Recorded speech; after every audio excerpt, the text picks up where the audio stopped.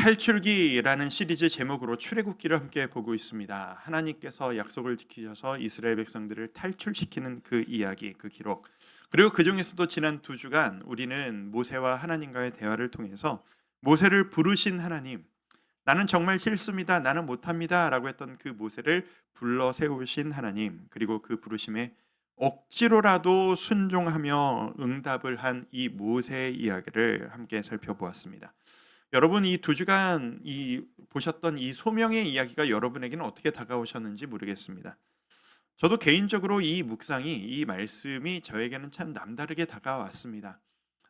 저도 나름 목사의 길을 가겠다고 진로를 틀어서 이 길로 들어서고, 그리고 또 개척을 해서 교회를 섬기고 담임 목사의 길로 가겠다고 한 그런 모든 커다란 좀 대전환의 타이밍들이 다 하나같이 제가 먼저 하고 싶습니다, 저 이거 하게 해주세요 라고 결정한 것이 아니고, 하나님께서 이제 모세를 부르셨던 것처럼 저에게 강제로 부르셔서 너 이거 해라, 너 이거 꼭 해야 돼 라고 부르셨던 과정이 저에게도 있었기 때문에, 저도 이런 과정을 거쳐서 온 사람이기 때문에 이 모세가 하나님께 보여드리는 반응을 보면서 옛날의 저의 모습, 저의 그 결단을 다시 한번 참 여러모로 돌아보게 됐습니다. 나름 그때 많이 치열했었던 것 같아요. 그때 썼던 뭐 일기들이라든가 묵상 같은 것도 뒤져보고 했었는데, 그때는 정말 많이 치열했었고 나름 정말 심각했었는데, 이게 남의 일이라고 생각하고 옛날의 제 모습을 다시 돌아보니 이거 좀 별로 이렇게 멋있지는 못했다라는 생각들이 저에게 이게 막 드는 거예요. 이렇게까지 부르시는데, 이렇게까지 말씀하시는데, 이렇게 증거까지 보이시는데, 모세를 바라볼 때도 그렇잖아요. 좀 멋있게 아멘 순종하겠습니다 하고 멋있게 시작하면 얼마나 좋아요. 근데 이렇게 좀 그냥 이렇게 우리끼리 하는 막말로 깔끔하지 못하고 약간 구질구질한 것 같은 그런 모습으로 어쩔 수 없이 끌려가는 모습으로 가는 모세가 좀 안타깝다라고 보이다가도, 옛날에 제가 순종하고 제가 이 길로 들어온 과정이 별로 그렇게 다르지 않았구나라는 점검이 저에게도 막 되는 거죠. 그게 하나님의 입장에서 보실 때 얼마나 믿음으로 보이셨을까라고 하는 그런 옛날 생각들을 좀 하게 됩니다. 그런 의미에서 이 모세의 이야기가 곧 저의 이야기가 되고, 모세를 부르셨던 하나님이 우리의 하나님이 되어서 지금도 하나님 우리를 이렇게 사랑하시고 우리를 이끄신다라고 하는 도전이 되는 것 같습니다. 성도 여러분들은 어떠신지 모르겠습니다. 여러분들은 어떠십니까? 혹시 여러분도 나는 이 길로 진짜 오고 싶지 않았는데 하나님이 나를 이리로 몰아오셔서 순종해라 하셔서 원하지 않았던 길로 가보신 경험, 오신 경험 있으십니까? 혹시 여러분들 중에 지금이 바로 그런 의미이실지도 모르겠습니다. 어떤 분들에겐 나는 이 교회에 이렇게 예배 드릴 마음이 없었습니다. 내가 왜 주와 함께 교회에 여기까지 왔는지 나는 잘 모르겠는데 어쩌다가 여기에서 이렇게 예배 드리고 이렇게 봉사하고 있는지 모르겠습니다 라고 하시는 분들도 상당수 이 중에 계실 거고요. 이런 분들도 계시겠죠. 나는 인생에 다른 꿈이 있었습니다. 나는 내가 이렇게 살겠다라고 하는 나의 계획이 있었어요. 그리고 그 계획 이뤄달라고 하나님께 이렇게 치열하게 매달리며 노력했는데 하나님 나를 왜 이렇게 몰아오셨는지, 예상할 수 없었던 곳에서 예상할 수 없었던 모습으로 이렇게 살아가게 만드신 하나님, 도대체 하나님 뜻이 뭐죠? 하나님 저를 왜 이렇게 몰아가고 계신 건가요? 이런 분들도 분명히 여러분들 중에 계실 겁니다. 그리고 정말 어렵게, 정말 확연하게 보이는 하나님의 부르신 것 뜻 앞에서 하나님 저 항복입니다. 더 이상 못 버티겠습니다. 하나님 뜻대로 하십시오. 저 순종합니다. 라고 마음을 추스리고 계신 분들도 있지 않으실까 생각합니다. 문제는 지금부터입니다. 문제는 지금부터입니다. 우리가 모세의 순종을 바라보는데 우리 인간적으로 생각하면 참 그렇지 않습니까? 이렇게 싫다고 하는 사람을 억지로 불러서 쓰시는 거면 시작부터 끝까지 뭐가 일이 탁탁탁탁 잘 풀려가야 맞는 거라고 생각하는 마음이 우리에게 좀 있지 않나요?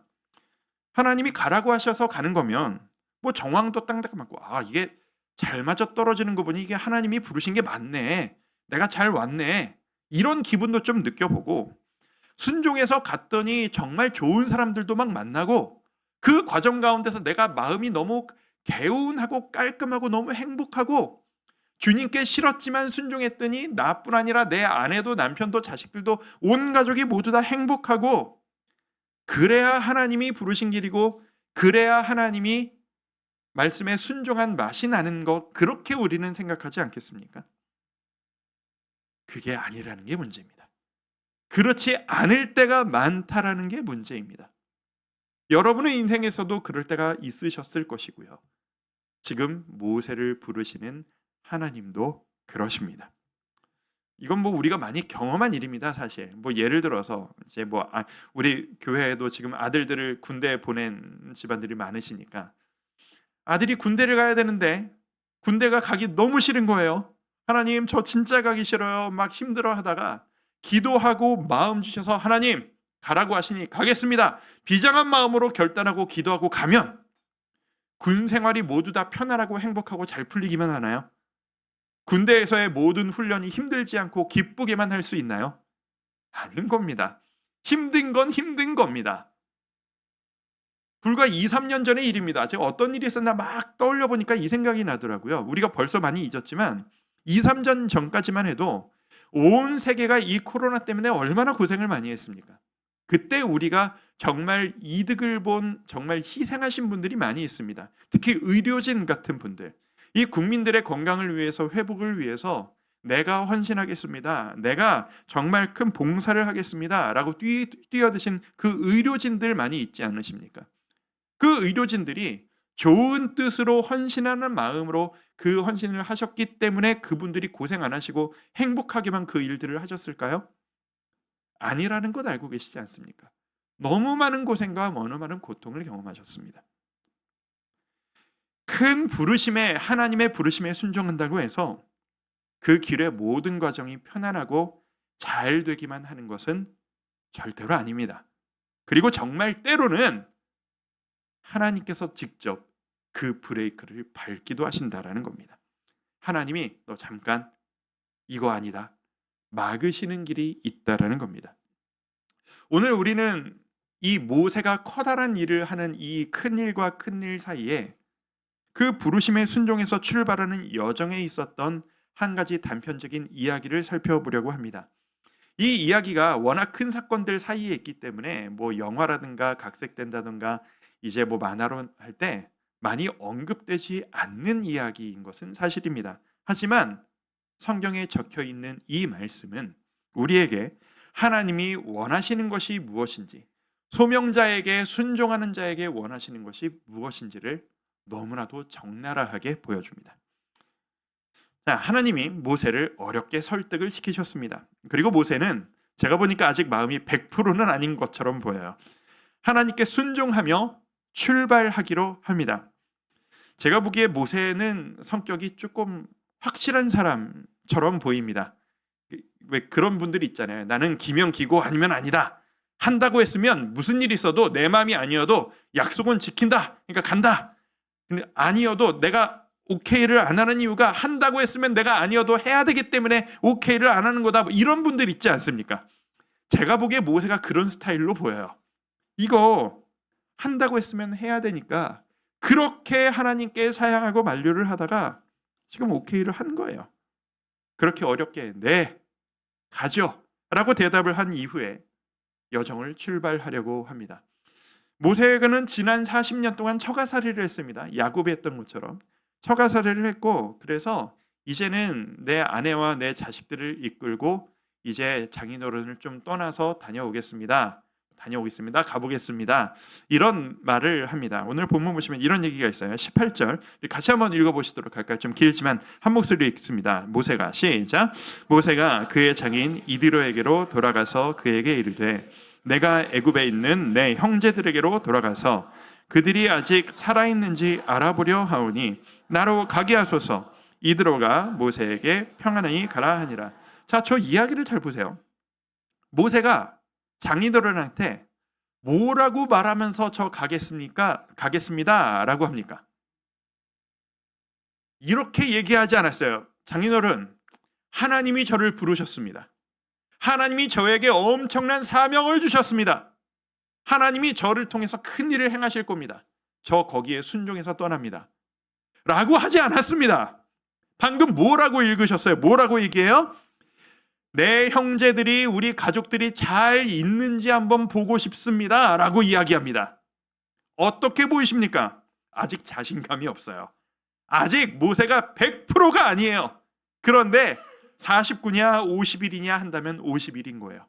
정했으니 가는 겁니다. 그 결단의 발걸음을 내디디며 불안불안하게 때로는 조바심을 내며 가는 겁니다.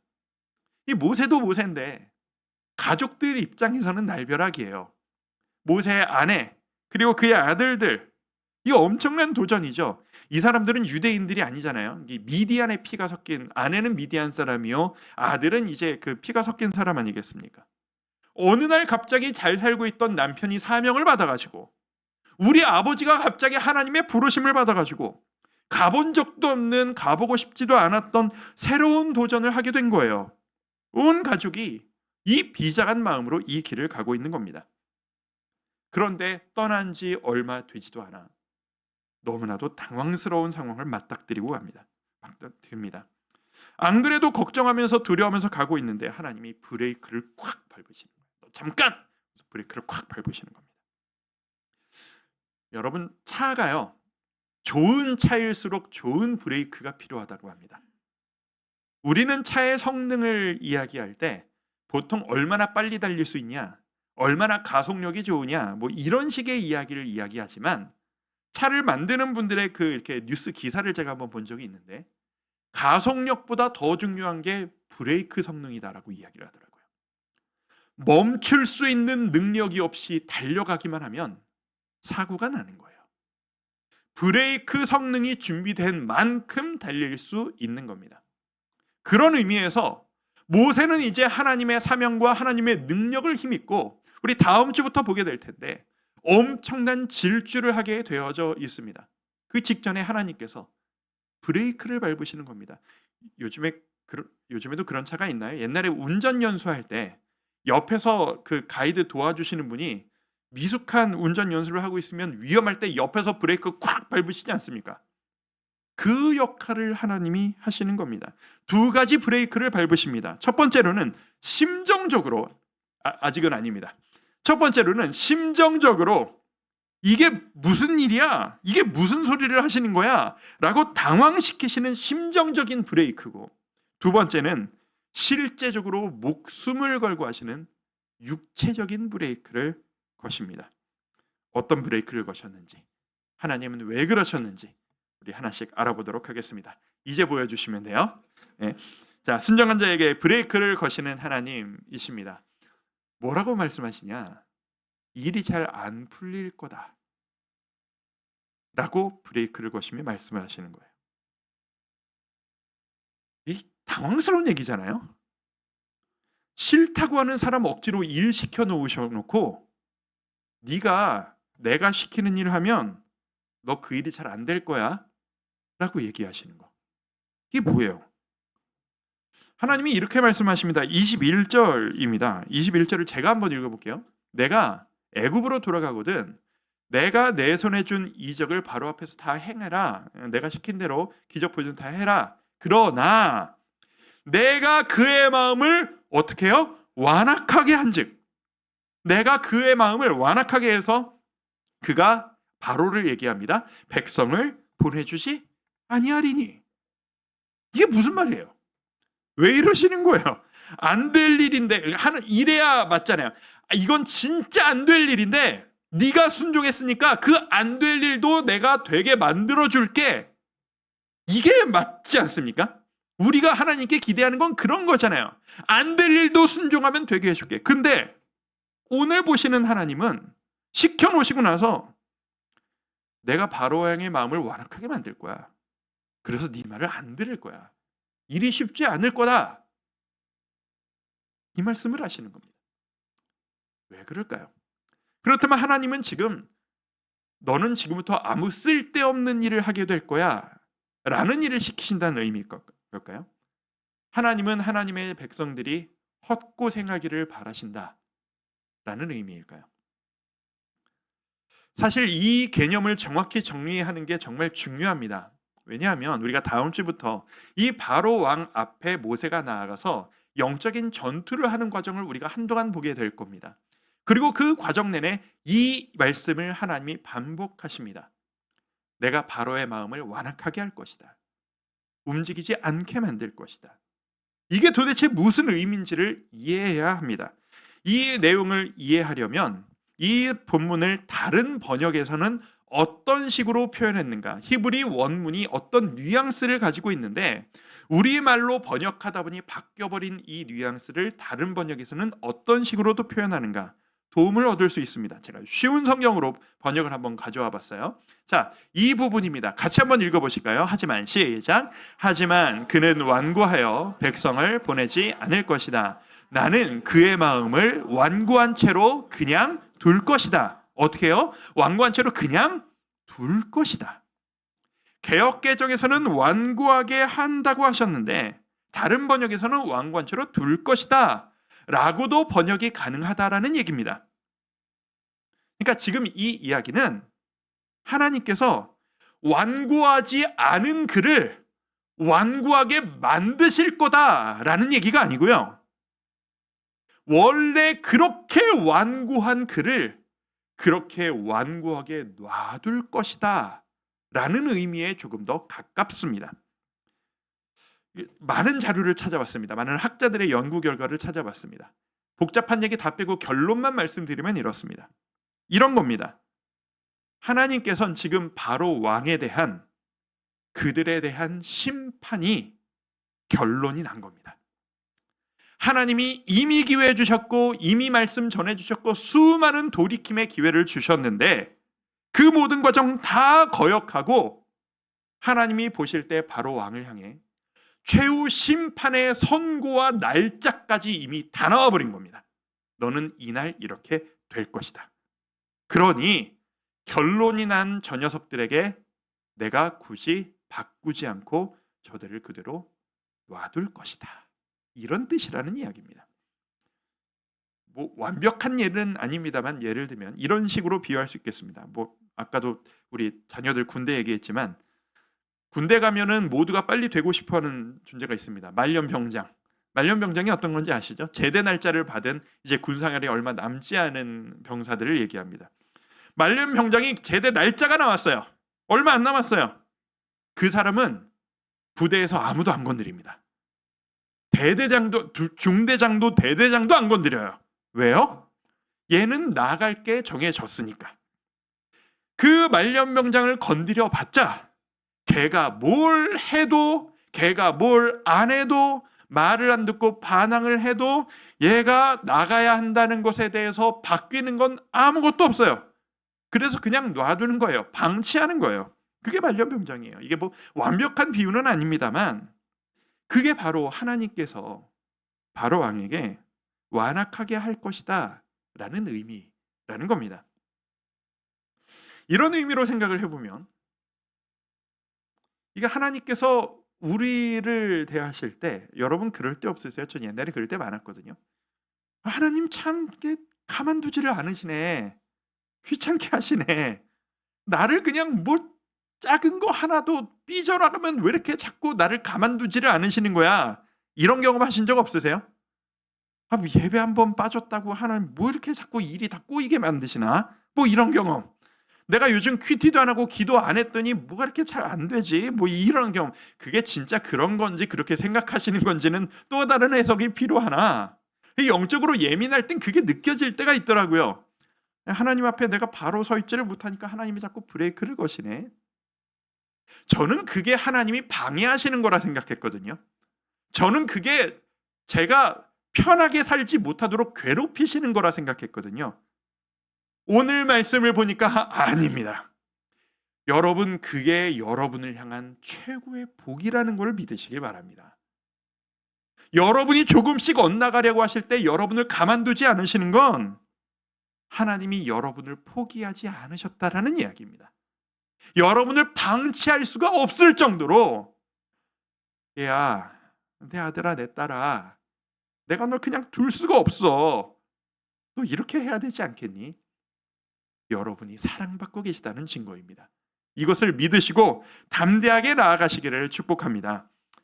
하나님께 이스라엘 백성의 이 탈출이란 하나님의 백성이 하나님과 했었던 약속의 성취이기도 했지만, 이 과정은 용서받을 수 없는, 용서받을 기회를 놓쳐버린 이 죄인들을 향한 심판의 과정이기도 했다는 것. 우리 다음 주부터 그 얘기를 보시게 될 겁니다. 자, 그러면 좋습니다. 하나님의 의도가 뭔지, 하나님이 왜 그러셨는지는 이제 알았어요. 모세가 문제입니다. 우리가 문제예요.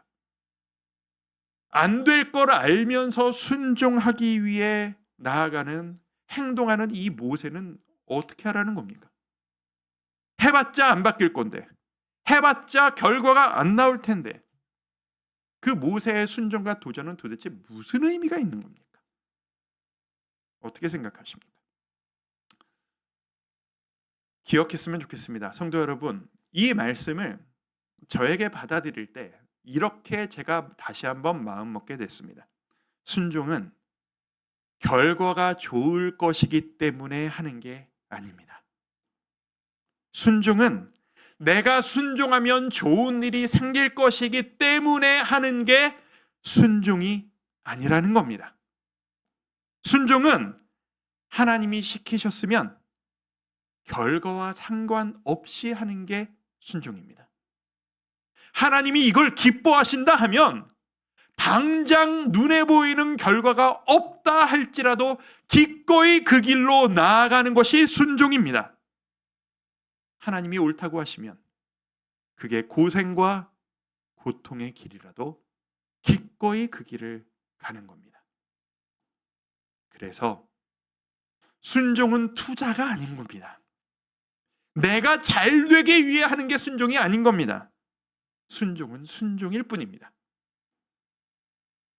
그런 의미에서 오늘은 선교주일입니다.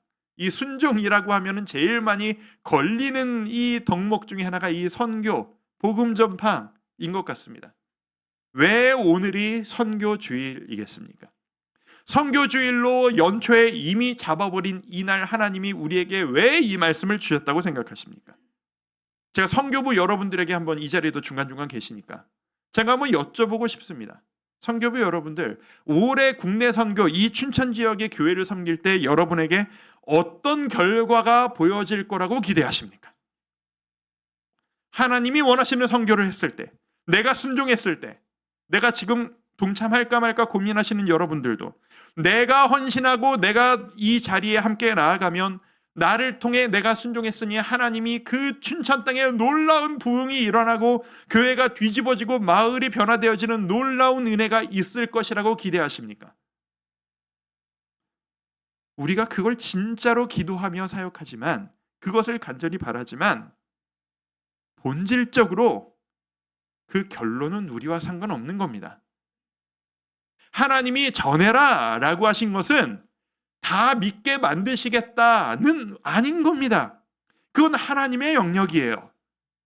우리는 기회가 주어질 때마다 우리가 할 수 있는 한 최선을 다해서 그 자리에 함께 동참하겠습니다 라고 하는 게 우리가 보일 수 있는 순종인 겁니다. 요즘 시대가 되어지면서 이 선교 여행, 단기 선교, 국내 선교, 해외 선교가 너무 시대가 많이 바뀌어져 가고 있는데, 이런 형태의 선교가 정말 효과적입니까? 라고 하는 질문이 많이 나타나고 있는 것이 이 교계의 현실이고 사실이기도 합니다. 저도 아직 답을 잘 모르겠습니다. 하지만 그럼에도 불구하고 이것이 지금 우리가 할 수 있는 계기이고 기회라고 한다면 거기에 순종하며 나아갈 때 하나님께서 기뻐하실 거라고 저는 믿습니다. 많은 동참이 있으시기를 소망합니다. 1부 예배 마치고 기대만큼 안 찼어요. 2부 때 조금 더 차오르기를 소망합니다. 많은 분들이 이 순종의 기쁨을 맛보시는 우리 주한교회 되실 수 있기를 주의 이름으로 축복합니다. 두 번째 브레이크가 한 번 더 밟힙니다. 무슨 일이 생기느냐? 하나님께서 모세를 죽이려고 하십니다. 조금 더 강하고 과격한 브레이크가 밟혀버리고 말았습니다. 24절 말씀을 같이 한번 읽어보실까요? 24절 말씀 함께 읽습니다. 시작. 모세가 길을 가다가 숙소에 있을 때 여호와께서 그를 만나사 그를 죽이려 하신지라. 죽이려 하셨대요. 하나님께서 직접 모세를. 왜 그러시는 걸까요? 아니 무슨 문제가 있길래, 아니 이렇게 순종해서 나아간 모세를 왜 죽이려고까지 하셨던 것일까? 이 성경 뒤의 흐름과 내용을 보아하니 이유는 한 가지입니다. 모세가 자기 아들들한테 할례를 행하지 않았던 것 같아요. 할례. 그래서 그것 때문에 하나님이 모세를 죽이시려고, 그러니까 진짜 죽이려고 하셨다는 게 아니라 이건 너의 목숨을 걸어야 할 정도로 중요한 일이야 이 녀석아 라고 엄청난 경고를 주신다는 의미입니다. 할례가 뭔지 아시죠? 아시는 분은 아시고 이제 신앙생활을 얼마 하지 않으신 분들은 간단하게 설명을 드리면 이런 겁니다. 오늘날 그 남자 아이들이 하는 포경 수술 같은 겁니다. 이 생식의 끝에 살점을 잘라내는 내용입니다. 이거는 어떤 의미가 있냐 하면 이 이스라엘 민족의 조상, 믿음의 조상이었던 아브라함과 하나님이 첫 약속을 하셨을 때부터 이어진 전통입니다. 하나님께서 아브라함에게 약속하셨어요. 네가 내 안에 거하고 내 말을 지켜 행하면 내가 너뿐 아니라 네 후손으로 낳는 모든 민족들에게 복주고 함께하며 그들을 책임질 거야. 그리고 네 후손 중에서 너희를 구원할 왕이 태어나게 만들 거야. 약속할 수 있겠니? 네, 약속하겠습니다. 그러면 우리 계약서 쓰자라고 하시는 식으로 우리 마음과 몸의 증거를 남기자라고 하시면서 명하신 게 할례인 거예요. 생식기 끝에 그 표피를 잘라내고 평생의 흉터를 보면서 내가 하나님과 이런 약속을 했었지. 동시에 그 남성의 생식기를 통해서 후손의 씨가 퍼져나갈 때 하나님과의 약속의 증표를 통해서 나아간 내 후손이 내가 하나님과 했던 이 약속을 이어받는 후손이 되었지 라는 식으로 이스라엘 사람들이 생명처럼 열심히 지켰던 것이 바로 이 할례인 겁니다. 그러니까 본질적으로 모세가 지금 할례를 하지 않았다라는 건 하나님이 이 민족에게 주신 이 약속을 그렇게 중요시 여기지 않았다라는 뜻입니다. 오늘 본문 말씀과는 상관없는 말씀이긴 한데 항상 할례를 하면 생각보다 질문들을 너무 많이 하셔서 그냥 한 말씀 드려요. 추가합니다. 예수님이 율법을 완성하셨어요. 그래서 더 이상 할례가 필수적이지 않습니다.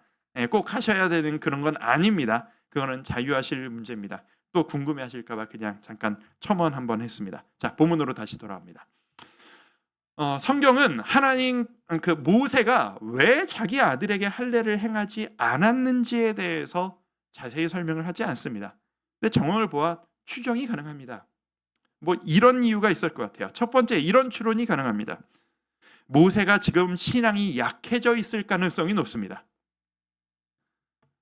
유대인으로 태어났잖아요. 근데 태어나서 지금까지 80살이 될 때까지 모세 환경 가운데서 내가 유대인이어서 일이 잘 풀리고 도움이 된 게 한 번도 없었어요.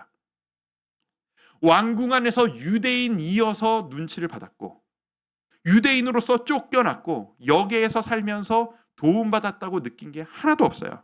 그러니 해도 별 도움도 안 되는 거, 해도 그만 안 해도 그만인 거, 이거 꼭 해야 되나? 주저주저 하다가 여기까지 왔을 가능성이 높습니다.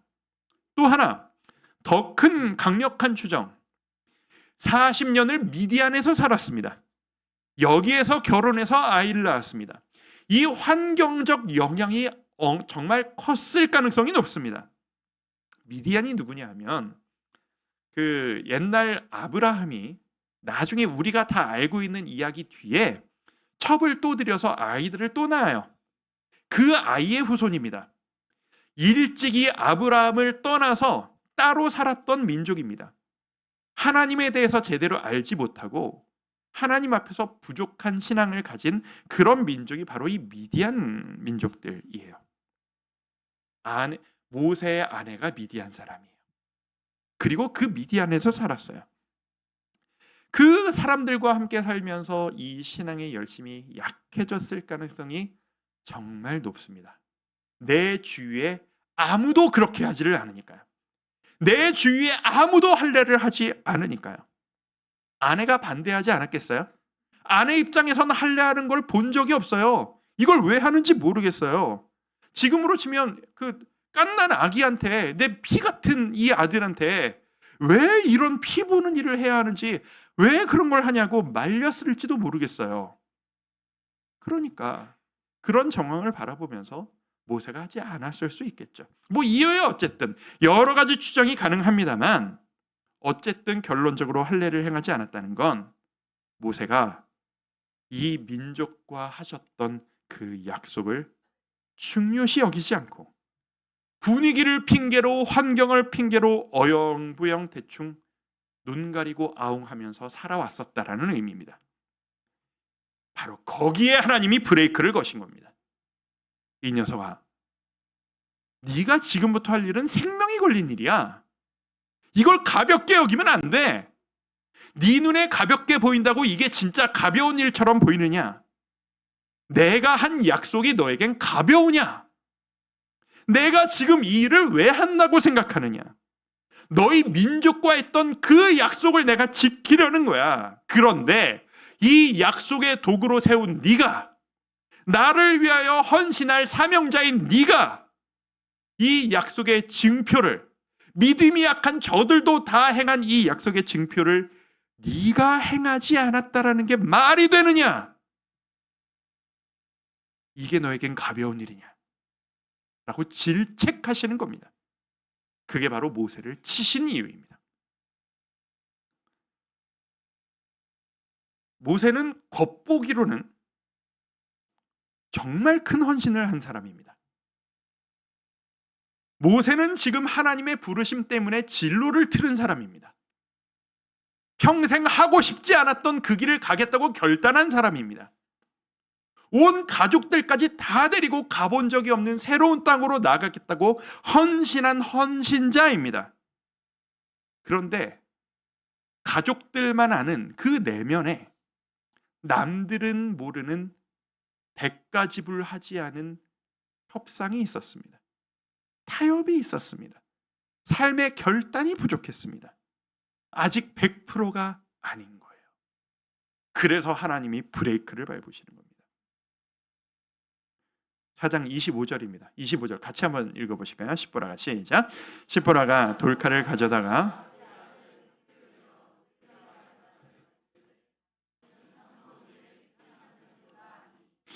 당신은 내게 피난편이로다. 모세 아내가 이 말을 한 이 마음이 진짜 우리가 하나님 마음 말씀에 순종해야지 라는 마음으로 아들에게 할례를 행하고 이 말을 한 건지, 내가 당신 때문에 못 살겠다, 근데 남편 살리려면 어떡하냐라고 억지로 한 고백인 건지 모르겠지만, 어떤 마음으로든 그 아내가 아들에게 할례를 행하자 하나님이 진노를 멈추시는 것을 봅니다. 이 말씀을 묵상하면서 다시 한번 결단하게 됩니다. 성도 여러분, 우리 기억했으면 좋겠습니다. 순종을 하려면 제대로 해야 합니다. 하나님이 말씀을 주셨으면 제대로 순종해야 합니다. 분위기 보면서 이것까지는 좀 과한가? 내 주위에는 아무도 이렇게까지 안 하는데 여기까지만 할까? 이게 순종이 아니라는 이야기입니다. 말은 청산유수로 하면서 남들 앞에서는 정말 내가 큰 희생과 결단을 한 것처럼 그럴듯하게 말은 하면서 정작 남은 모르고 나만 아는 내 속에 있는 타협, 내 속에 하지 않고 있는 대가집을, 결단도 희생도 하나도 없는, 그러면서 다들 이 정도 해, 이 정도면 남들보다는 훌륭해 라고 하는 그 모습이 순종이 아니라는 이야기입니다. 가려면 제대로 가야 합니다. 이 말씀을 들으시면서 여러분 지금 무슨 생각을 하고 계신지 저는 모릅니다. 제가 하나님 앞에 약속컨대, 장난컨대 저는 이 말씀을 전하면서 여러분에게 어떤 반응을 일으키고 이렇게 말하면 이런 행동을 하겠지 의도하는 바가 하나도 없습니다. 저의 진심입니다. 저는 여러분이 지금 무엇이 이 말에 부딪히고 무엇에 도전이 되시는지 저는 모릅니다. 성령님이 여러분 마음속에 역사하시기를 바랄 뿐입니다. 하나님께서 여러분의 마음에 지금 움직임을 주고 계신다면, 뭐 어떤 분들은 이런 도전이 있으시겠죠. 어떤 분들은 행동의 순종에 대한 마음에 이런 게 있으실 겁니다. 내가 하지 말아야 하는데, 이거 끊어내야 되는데, 이거 하나님 원하지 않으신다는 걸 내가 너무 잘 알고 있는데 내가 이걸 못 끊어내고 있다. 이거 해야 하나? 라고 하는 순종을. 또 어떤 분들은 내가 이거 해야 하는데, 하나님이 이거 하기를 기뻐하시는데 내가 이걸 언제 할 수 있을까? 주저하고 계신 그 순종을 성령님이 지금 건드려주고 계신 분들도 있을 겁니다. 어떤 분들은 마음의 도전도 있으실 겁니다. 왜 이렇게 불안한가? 불안하지 말아야 하는데, 하나님이 두려워하지 말아라, 내가 너와 함께 할 것이다 말씀하셨는데 왜 이렇게 나는 마음이 불안한가? 내가 이렇게 외로워하지 말아야 하는데 주님이 나와 함께 계심을 말씀해 주셨는데, 하나님이 나를 정죄하지 않을 것이라고 말씀하셨는데 왜 나는 이렇게 죄책감을 벗어내지 못하나? 이런 하나님의 건드리심을 지금 경험하시는 분들도 계실지 모르겠습니다. 여러분이 주님께 지금 어떤 터치를 받고 계신지 저는 모르겠으나 하나님과 여러분이 잘 해결하시고 결단하셔야 될 문제입니다. 저는 그저 이 말씀을 그저 전해드릴 뿐입니다. 순종하려면 제대로 끝까지 합시다.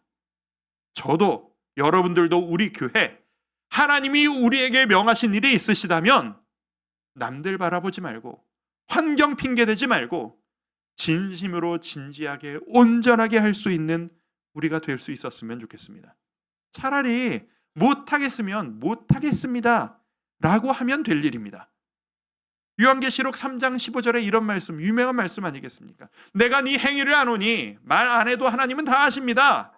네가 차지도 아니하고 뜨겁지도 아니하도다.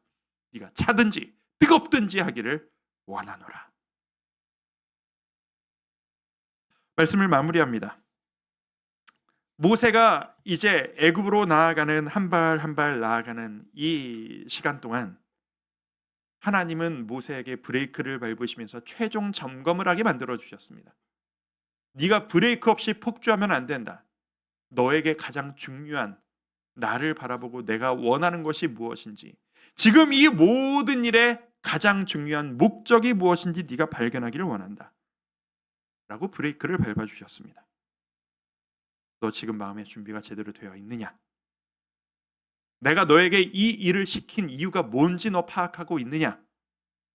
이 일을 위해 기도하고 준비했느냐? 우리에게도 마찬가지일 거라고 생각합니다. 우리의 신앙생활, 우리의 예배, 우리의 봉사와 헌신, 하나님이 브레이크 밟지 않으실 만큼 온전하게 나아가고 계십니까? 온전한 순종을 하고 계십니까?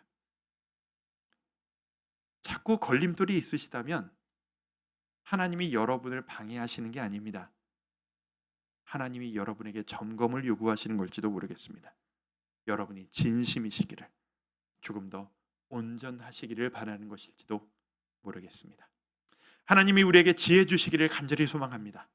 하나님의 뜻을 분별하는 우리가 될 수 있기를 원합니다. 그리고 그것을 바라며 말씀 붙잡고 한 걸음 한 걸음 나아갑니다. 순종이라는 것이 그런 것 같아요.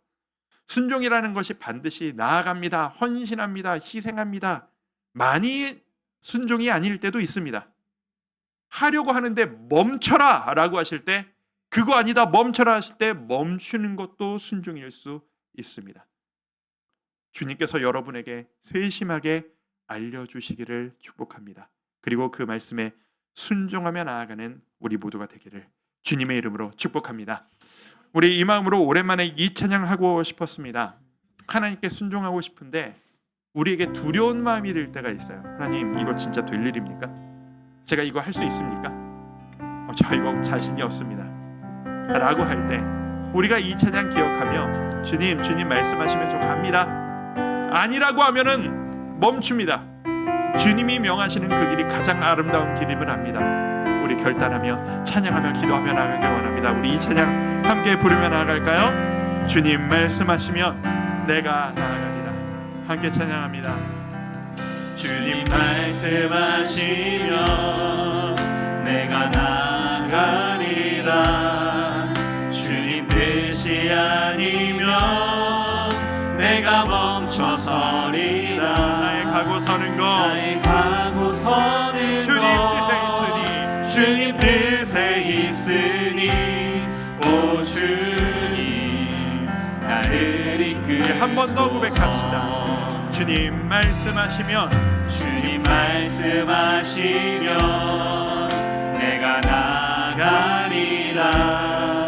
주님 뜻이 아니면 내가 멈춰서리라. 나의 가고 서는 것, 나의 가고 서는 것 주님 뜻에 있으니 오 주님, 오 주님 나를 이끄소서. 나를 이끄소서. 뜻하신 그곳에, 뜻하신 그곳에 나 있기 원합니다. 이끄시는 대로, 이끄시는 대로 순종하며 살리. 연약한 내 영혼, 연약한 내 영혼 통하여 일하소서.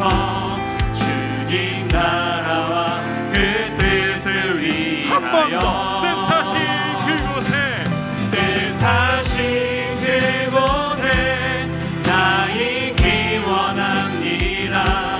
이끄시는 대로 순종하며 살리. 연약한 내 영혼, 연약한 내 영혼 통하여 일하소서. 주님 나라와, 주님 나라와 그 뜻을 위하여 오 주님 나를 이끄소서. 오 주님 나를 이끄소서. 오 주님 나를 이끄소서. 오 주님 우리 한 번만 더 고백합시다. 처음부터입니다. 주님 말씀하시면 내가 나아가리다. 주님 말씀하시면 내가 나아가리다. 내가 주님 나아가리라. 뜻이 아니면 주님 뜻이 아니면 내가 멈춰서리다. 내가 나의 멈춰서리라. 가고 서는 것, 나의 가고 서는 것 주님 뜻에 있으니, 주님 뜻에 있으니 오 주님 오 주님 나를 이끄소서. 나를 순종하며 나아갑니다. 뜻하신 그곳에, 뜻하신 그곳에 나 있기 원합니다. 이끄시는 대로 순종하며 순종하기가 살리. 두려우십니까? 연약한 내 영혼 통하여 일하소서. 주님 나라와 주님 나라와 그 뜻을 위하여, 그 뜻을 위하여 오 주님 나를 이끄소서. 오 주님 여러분을 이끄시고 여러분의 두려움을 책임지십니다. 주님은 나의 주님은 나의 뭘 두려워하십니까? 산성. 주님이 지키십니다. 주님 나의 요새, 나의 주님은 나의 소망, 주님은 나의 소망. 나의 힘이 되신, 나의 힘이 되신 여호와. 한 번 더 고백합니다. 주님은 나의 산성, 주님은 나의 산성. 주님은 나의 요새. 주님은 나의 소망. 나의 힘이 되신, 나의 힘이 되신 여호와. 힘이 되신 여호와. 나의 힘이 되신 여호와. 우리 한번 결단하며 기도합시다. 뭘 두려워하고 계십니까? 순종의 길은 하나님께서 기뻐하시는 길입니다. 때론 결과가 모양이 나가 원하는 것과 다를 수 있지만 하나님께서 함께 하실 겁니다. 하나님께서 우리에게 순종을 요구하실 때 하나님께서 지금 여러분의 마음에 어떤 도전을 주십니까? 때로는 나아가는 것이 순종이요, 때로는 멈춰 서는 것이 순종입니다. 저 사람을 바꿔주십시오 라고 하기 전에 나에게 요구하시는 것에 귀닫고 있었던 나를 발견하고 내가 먼저 바뀌기를 도전하는 것이 순종일 수 있겠습니다. 이 시간 한번 기도하며 나아갑시다. 주님, 제가 어떻게 하기를 원하십니까? 내가 주님 말씀에 온전히 순종하며 나아가겠습니다. 결과를 생각하지 않고 주님이 기뻐하시는 그 길로 가겠사오니 주여 놀라운 일을 이루어 주시옵소서. 우리 같이 한번 기도하며 나아갑니다. 기도하겠습니다. 아버지 하나님, 우리에게 아버지의 말씀을 허락해 주셨사오니 그 말씀에 순종하며 나아갑니다. 아버지 하나님, 가기로 한 길 온전히 순종하며 기쁘게 끝까지 나아갈 수 있기를 원합니다. 두려울 때가 있습니다. 이렇게 해서 진짜로 일이 될 것입니다. 내가 원하는 것과 정반대의 결과가 나타나면 어떡하나. 하나님께서 말씀하시는데 내가 이것을 감당할 수 있을 것인가. 수많은 아버지 하나님 생각들과 핑계와 어려움들과 현실의 벽들이 우리를 가로막을 때가 있지만 하나님, 주님께서 원하시는 아무런 재산을 상한 심령이요, 내가 먼저 하나님 앞에 마음을 나와야 하나님께서 일하신다는 이 하나님의 불에 우리가 마음을 뚫고 하나님, 이 모든 일의 중심에 나의 헌신과 나의 혈당과 나의 순종이 있기를 원합니다. 그렇게 고백하며 나아가는 우리가 되기를 원합니다. 아버지 하나님, 우리에게 그 은혜를 허락하여 우리에게 그 결단을 허락하여 주시옵소서. 하나님께서 우리에게 그 기쁨으로 흔쾌히 따라가며 하나님의 영광을 도모하는 우리가 되게 하여 주시옵소서. 이끌어 주시기를 소망합니다. 붙잡아 주시옵소서. 아버지 하나님, 솔직히 두려울 때가 많습니다. 이렇게까지 많이 순종하면 내가 원하는 것을 모두 잃어버리는 것은 아닐까? 이렇게까지 순종하면 나만 손해보는 것 아닐까? 내가 원했던 나의 삶이 있는데, 하나님께 얻어내고 싶었던 하나님의 복이 있는데 그 일과는 다른 길로 가면 어떻게 하나? 그 두려움마저도 하나님께서 책임져 주시기를 소망합니다. 하나님, 우리를 막아서시는 것이 최고의 사랑임을 다시 한번 깨닫습니다. 때로는 우리에게 이런 걸림돌이 생기는 것이 우리가 모든 것을 회복하고 다시 설 수 있는 기회를 주시는 것이라는 것을 다시 한번 깨닫습니다. 주님, 복잡한 생각, 계산 다 내려놓고 주님 말씀에 순종하며 나아가기를 원합니다. 온전히 순종하겠사오니 우리의 삶을, 우리의 미래를, 우리의 가정을, 우리의 교회를 주의 뜻대로 사용하여 주시옵소서. 두려울 때마다 주님만 바라보며 부르짖겠습니다. 하나님께서 역사하시고 우리의 주인 되신, 우리 가정과 교회 되신 주님께서 주의 뜻대로 우리를 이끌어 주시옵소서. 주의 일 이루어 주옵소서. 예수님의 이름으로 감사하며 기도드립니다. 아멘.